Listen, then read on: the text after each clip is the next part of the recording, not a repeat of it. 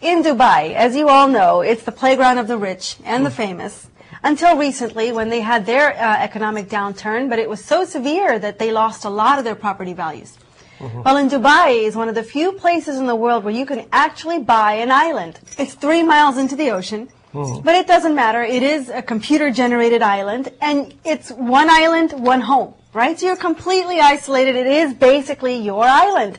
And get this, you know, they used to sell these islands for anywhere from 15 million to 50 million, and it was by invitation only. But nowadays, of course, they're having a hard time selling, and the property values have dropped more than 50%. So you could pick up an island for a cool 7 million now. Build your house, and there you are. You are king of the world. King of the island, anyway. You know, Bachchan family bought one. I wouldn't surprise me. They probably bought several. They could probably buy several. Last week we said one of the Gupta families, they bought that 4.9 million mansion. They should buy the temple, actually. They should help that out.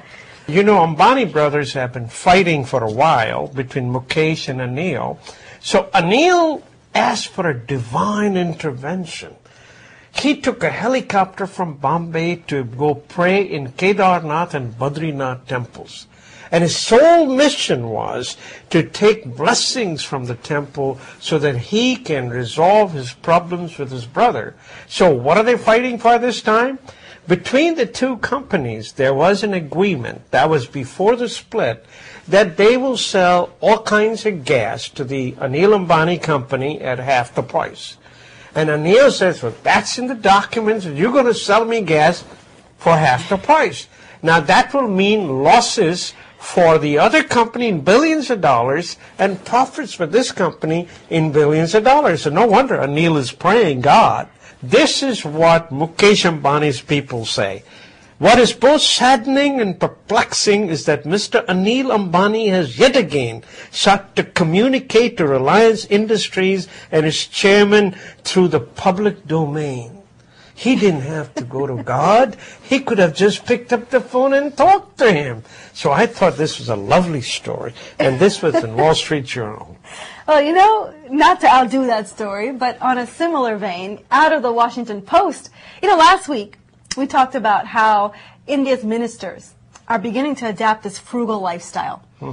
Well, there's a reason for it, because they've suddenly discovered the media and how powerful the media can be to persuade the public.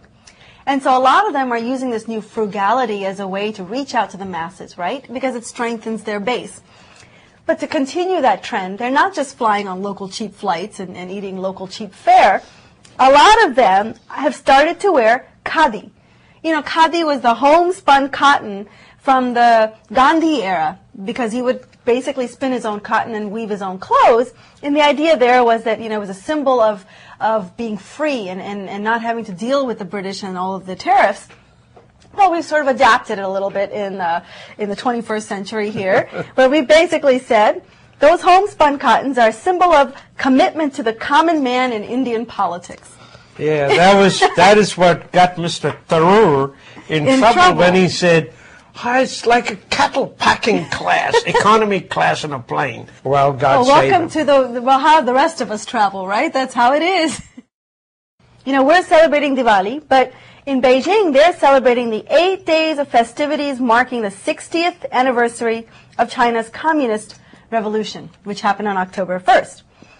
But, you know, this is a different kind of celebration, so I thought I would share some of how they celebrate this particular time. They celebrate it with tanks, soldiers on parade, fireworks. You know, nothing really special there, right? But there are some things you aren't allowed to do during the celebrations. For example, pigeons have been grounded in the capital because they might endanger jet flyovers. And one of the cities in China has actually banned divorces. And customers are not allowed to use their special ringtones because it's considered to be, not very polite in this time of celebration. The government-run carriers have switched them automatically to a patriotic song. So when your phone rings, you can celebrate and be a true patriot to China, because you can't have your ringtone, you must have the government-run ringtone. But I just thought, it's kind of funny. They also have 40 million potted plants that they'll be stringing all around the city to help beautify the city. There are 11 IIT universities in India. They are all owned by the government. They are run by the government. The faculty of IIT went on a hunger strike because they're not paid enough. Let's face it, $6,000 a year is not big money, particularly if you see that their students make a whole lot more than that particular faculty makes. Now, faculty wants a start of $9,000. Couple Sybil says, I am sorry, if I paid them $9,000, then what about all the other universities that I have to pay? Now, remember, it's very hard. 11 universities means they have 11,000 faculty members, 1,000 per university. 25% there are vacancies because no one wants it at that price. I, in this case, have to agree with the faculty.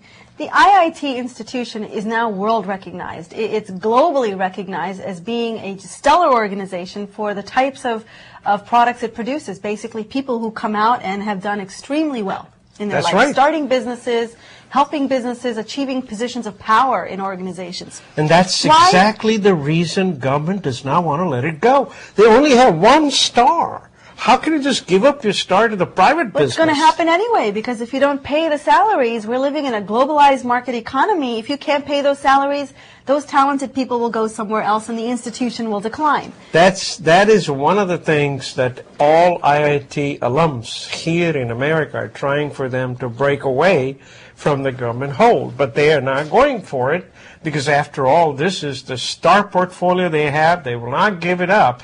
Imagine the stark difference.